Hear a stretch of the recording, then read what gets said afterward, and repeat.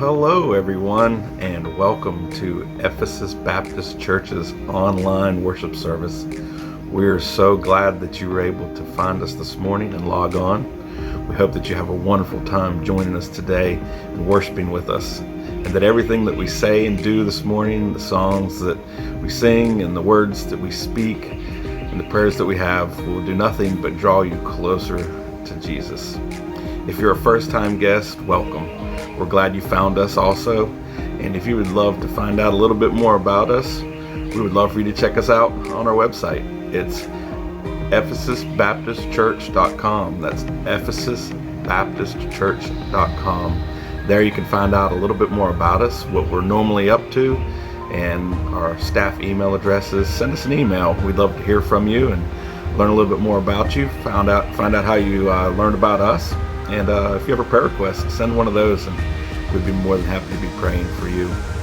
Well, today is a beautiful day out today, and I'm fixing to go ahead and head out and rake some leaves. And anytime that I get into some leaves, I can't help think about a beautiful lady that we used to have so much fun with, and that's Janie Arnold. I think many of you remember Miss Janie Arnold. She used to have the youth come out there, and we would join her there in her yard of many trees and end up with a pile of leaves in the back of her yard that was at least about 4 foot tall, and who knows how big it was, but big leaf pile. She was so wonderful. She would go ahead and invite us over and have such a good time. She would treat the kids to some snacks and goodies, and was just so sweet to everybody.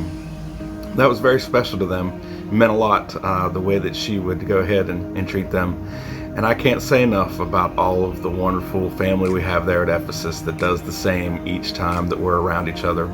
You do so much to support our youth group. You do so much to be there for those kids, to be mentors, and to go ahead and lift them up, to support them in many ways. And we just want to say thank you very much from the bottom of our hearts on what you do to be such a wonderful family, to love on us and to take care of us, to nurture us, and to help raise us up the way that Jesus wants you to. Thank you for the unconditional love that you give us. Thank you for the way, again, that you serve us and the way that you serve Christ and are such a wonderful example to all that are around. Can't wait to see you and worship with you again. Today, if you're seeing this early enough, we are having still our 11 o'clock services live there at the church. You could come and join us there. We are practicing social distancing and being good with wearing our face masks, but we would love for you to go ahead and come on in there and join us at 11 o'clock today for our live worship service. If you still want to just be there for the live service but not comfortable coming on in, you can sit in the parking lot and tune to AM 1620, I believe, to be able to listen to us right there live in the parking lot. Have your own little tailgating service and enjoy that. Hey, if you don't mind, go ahead and hit the like or share button. You find these videos on YouTube or on our Facebook page. Hit that like or share button and share this with somebody else that might not be seeing this normally, and let them have a treat to go ahead and check us out. Also, remember to pray about supporting our ministry and what God's doing here at Ephesus. If you could go ahead and go to our webpage, there's a donate button there where you can go ahead and share your gifts with God's kingdom there through Ephesus. Again, we love you so much, and we thank you for all that you do. Can't wait to see you, and you take care. Bye-bye.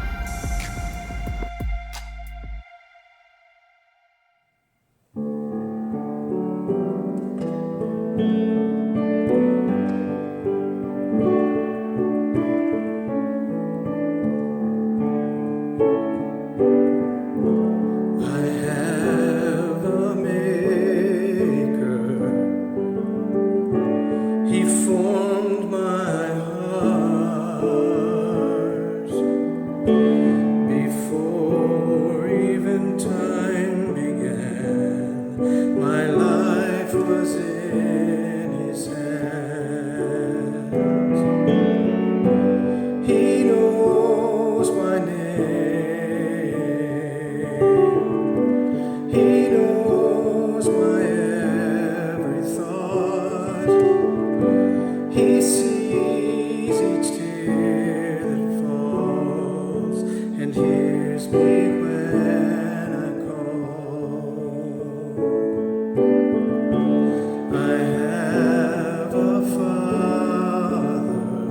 He calls me his own. He'll never leave me, no matter where I go. He knows my name. He knows my every thought. He sees each tear that falls and hears me when I call. He knows my name. He knows my every thought. He sees each tear that falls and hears me when I call. He hears me when I call. He hears me when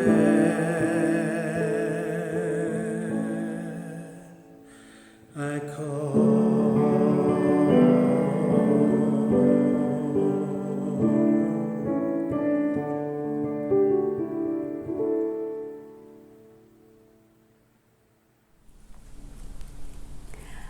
I'm going to be reading Deuteronomy 6, 4 and 5, and then 10 through 19. Hear, O Israel, the Lord your God, the Lord is one. Love the Lord your God with all your heart and with all your soul and with all your strength. And then 10 through 19. When the Lord your God brings you into the land he swore to your fathers, to Abraham, Isaac, and Jacob, to give you a land with large flourishing cities you did not build, houses filled with all kinds of good things you did not provide, wells you did not dig, and vineyards and olive groves you did not plant. Then, when you eat and are satisfied, be careful that you do not forget the Lord, who brought you out of Egypt, out of the land of slavery. Fear the Lord your God, and serve him only, and take your oaths in his name. Do not follow other gods, the gods of the people around you, for the Lord your God, who is among you, is a jealous God, and his anger will burn against you, and he will destroy you from the face of the land. Do not test the Lord your God as you did at Massa. Be sure to keep the commandments of the Lord your God and the stipulations and decrees he has given you. Do what is right and good in the Lord's sight, so that it may go well with you, and you may go in and take all of the good land that the Lord promised on oath to your forefathers, thrusting out all your enemies before you, as the Lord said. May God add his blessings to the reading of his word. I have a pretty difficult question to ask. What does it mean to know God? Not just to know about him or to believe him in general, but to know him.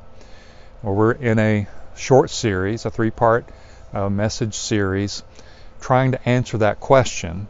And we're looking specifically at the book of Deuteronomy in the Old Testament and chapter 6. Deuteronomy is a series of sermons preached by Moses to the people of Israel just before they crossed into the promised land, and he's reminding them of all of what God had done for them. And in chapter 6 we see 4 keys to knowing God. We looked at the first last week, believe in God truly. That is, believe in him as he really is, not as we imagine him to be or try to make him to be. And today we look at 2 more of those keys, beginning back with verse 5 of chapter 6. Love the Lord your God with all your heart and with all your soul and with all your strength. In other words, love God with your whole being, with all of who you are and what you are. Love God wholly, W-H-O-L-L-Y. And how do we know we're loving God wholly or with our whole life? Well, we know because it changes us. God's love for us and our responsive love to Him, having loved us first, makes all the difference. It transforms us. The verses, or the paragraph containing the verses 6 through 9 really spell out how and where this change takes place.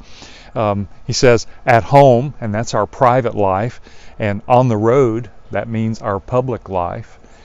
On your hands means what you're doing outwardly, and on your foreheads is what you're thinking inwardly. So who you are on the inside matches what people see on the outside. There's integrity to your life. As a result of loving God wholly, your fragmented self becomes an integrated whole. You don't have to wear a mask. Well, we do have to wear a mask during pandemics, but we no longer have to wear a metaphorical mask projecting an image to people around us and hiding who we really are. Our inner selves and outer selves line up. Or we could say it this way: loving holy God wholly makes me whole. When you lie down and when you get up is your entire waking life. There's no part of your life that is not touched by this. On the door frames of your houses means you live God's way with your family.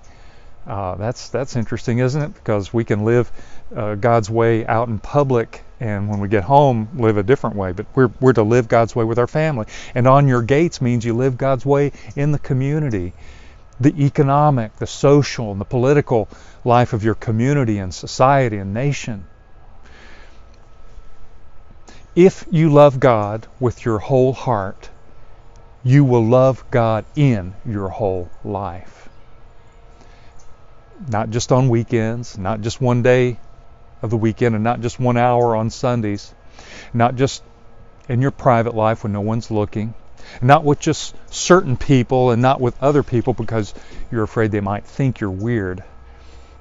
I need to look at every corner and every aspect of my life and ask this question: how does who God is and what He says affect this? How does this affect how I think? How I think here, how I speak there, how I act then. I want every single aspect and area of my life to be touched, to be shaped, to be formed, and to be reformed by the love of God. Nothing is off limits. And that's my life as an individual, but I'm not just in relationship with God as an individual. I'm also in relationship with God with others. So loving God wholly has to do with my life in the community of believers. Go back to verse 4 of chapter 6. Hear, O Israel. Israel, that's the assembly of the people of God. And so God is not just calling you as an individual to love Him. He's calling a community to love Him together in such a way that it shapes how that community lives and loves in the world. The church living out its relationship with God in and to the world. Darrell Bach writes, the gospel of Jesus Christ is an invitation not only to a personal relationship with God, but a connected relationship with grace-driven, like-minded, and Spirit-enabled people who are called to live distinctly from the normal ways of the world.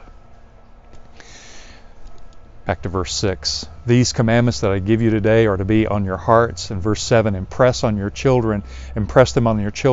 Notice this, talk about them. Talk about them when you sit at home and when you walk along the road, when you lie down and when you get up. Talk about them. It's great if you're listening to a sermon, but we need more than that. We need to talk together about God's Word with our families and with each other as fellow believers. Together we try to work out what God's love means for how I relate to my family and to my coworkers and my neighbors, how I handle my money and my possessions, how I handle my thought life, how I handle my sexuality, every other aspect of my life. I need to make myself available and accountable to a few other trusted fellow disciples, apprentices, learners, so that we can work that out. Because who you hang out with is what changes us. It's important. I need to make myself available to the Holy Spirit as He apprentices me in the community to the ways of God, to live faithfully and obediently. You are what you eat, they say, but even more, you are what, or rather who you love. You are who you love. It's that way in all our relationships. Love anyone or anything and it changes you. My love for my wife and my sons changes me. That's how it works. And then God being even more real than all of them makes that love relationship change me even more. The greater the love, the greater the change. So loving God wholly changes everything. Because we've been forgiven and set free, we obey and trust God out of love, and our trust and obedience brings joy and increased intimacy with Him, and we become more and more like the one we love, the one who loved us first.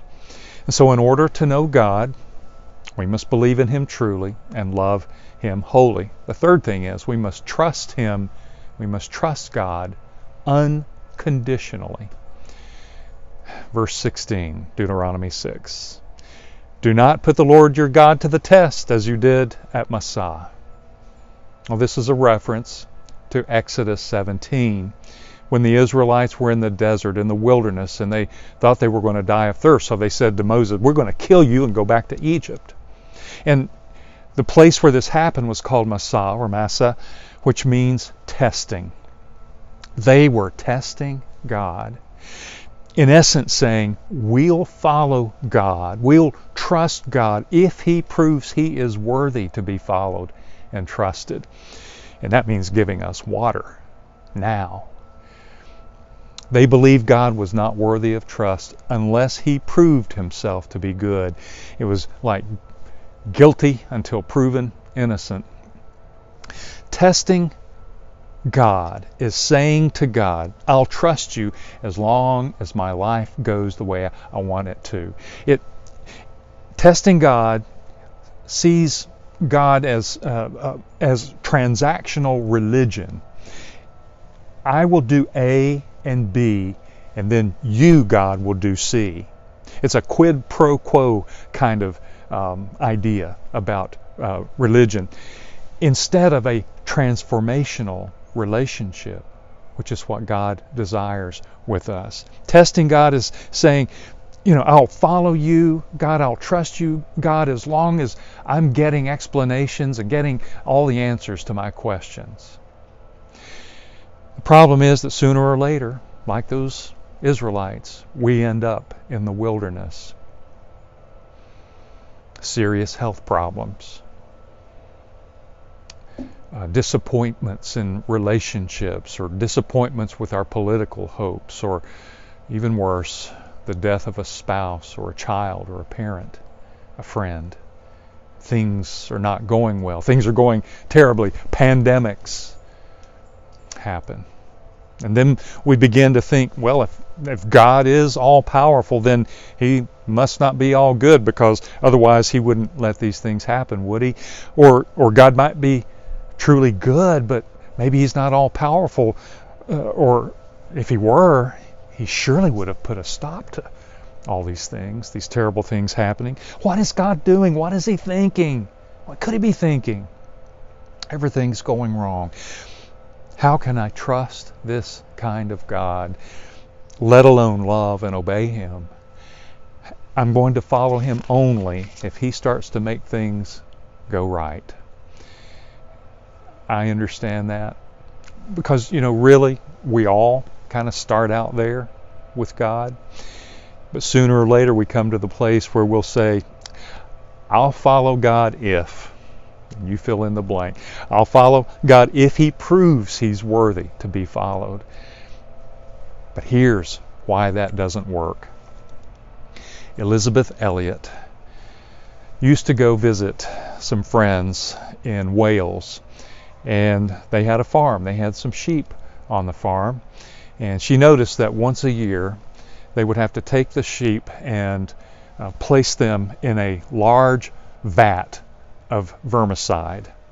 And this large vat was just full of this stuff, and they couldn't just let the sheep swim around in the vat. They had to plunge the sheep completely and immerse them, submerge them under the surface of that vermicide to kill the parasites that would otherwise kill them.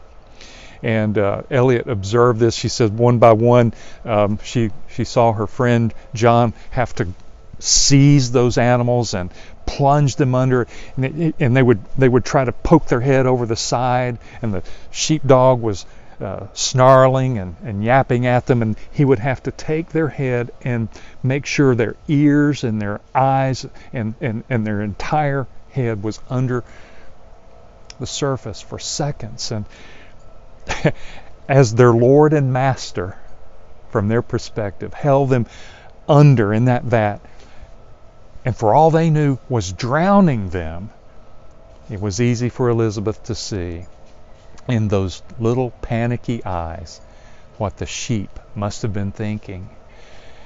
What is God doing? What is God thinking? At the time she wrote about this, Elizabeth was 48 years old, but she had already lost 2 husbands to death. You know, famously, the first husband, Jim, was killed by the very indigenous people he and Elizabeth and a team of missionaries were trying to reach for Christ. And so she writes, I've had some experiences in my life that make me feel very sympathetic toward those poor sheep. There were times when I couldn't figure out any reason for the treatment I was getting from my great shepherd whom I trusted. And like these sheep, I didn't have a hint of an explanation. But think, the shepherd has to do this to the sheep. He has to, or they'll suffer miserably and they will die.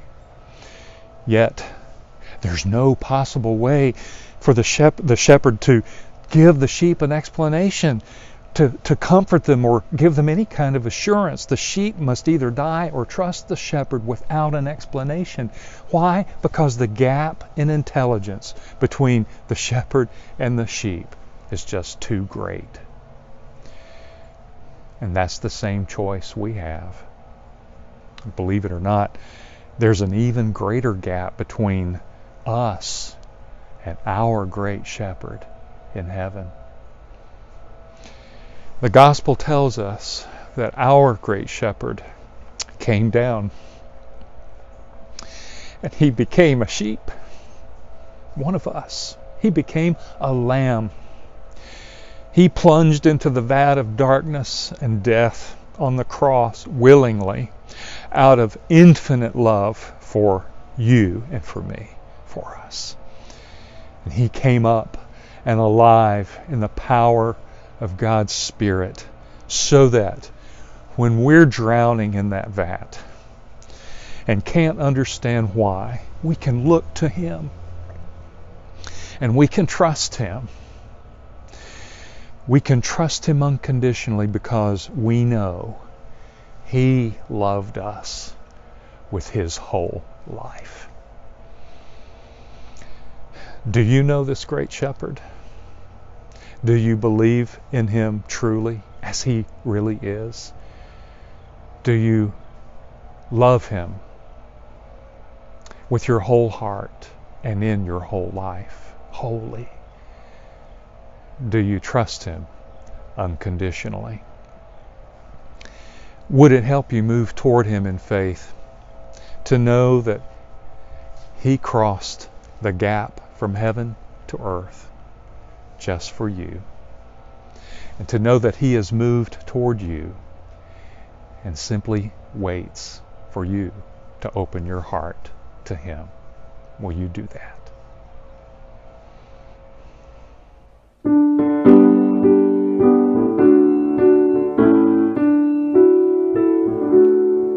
When we walk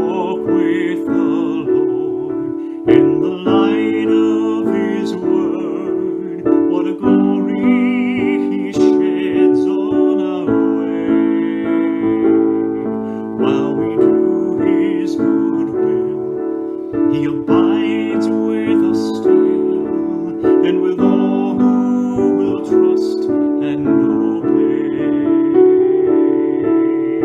Trust and obey, for there's no other way to be happy in Jesus but to trust and obey. Not a burden we bear, not a sorrow we share, but our toil He doth richly repay. Not a grief or a loss, not a crown or a cross, but is blessed if we trust and obey. Trust and obey, for there's no other way to be happy in Jesus but to trust and obey. But we never can prove the delights of His love until all on the altar we lay. For the favor He shows, for the joy He bestows, are for them who will trust and obey. Trust and obey, for there's no other way to be happy in Jesus but to trust and obey. Then in fellowship sweet we will sit at His feet, or we'll walk by His side in the way. What He says we will do, where He sends we will go. Never fear, only trust and obey. Trust and obey, for there's no other way to be happy in Jesus but to trust and obey.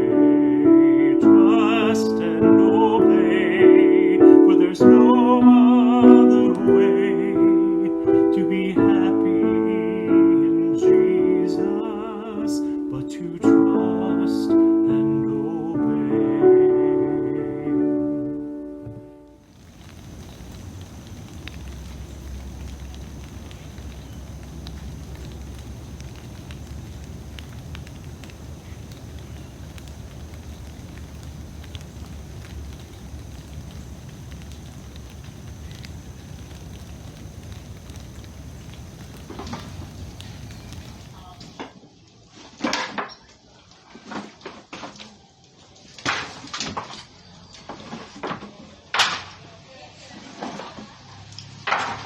Mira el campo, Naú. Sí está lleno de agua.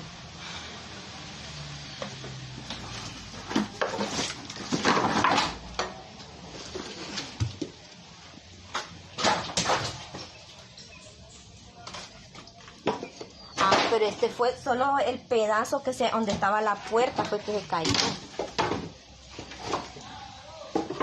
De ahí lo demás no está dañado. ¿La hallaste? Te vayas a cortar.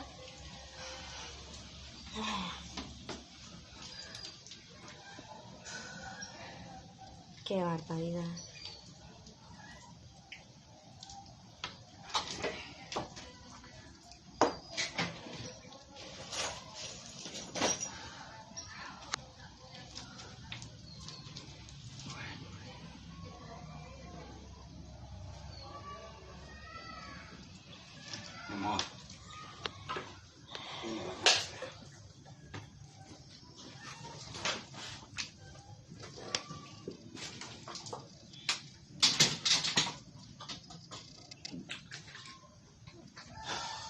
¿Y ese taladro? Sí, también, todo el rosa. El serrucho, mira dónde está. Quiero que me lo tome el video, todo está aquí. Todo está aquí al cuarto, José.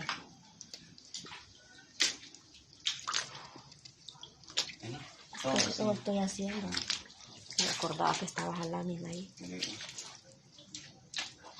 Ah, la alfombra, mira. Pobrecito mi hijo, quedó sin cama.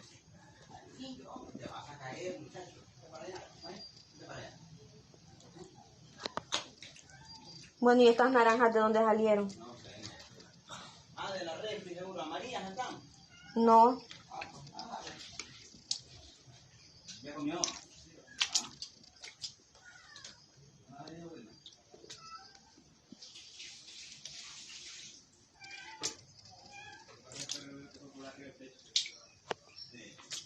Pero venía nada, ¿no?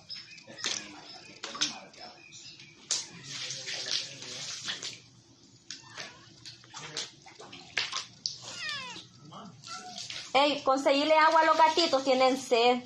Mira esta gata, con el gatito tomando agua en lodo.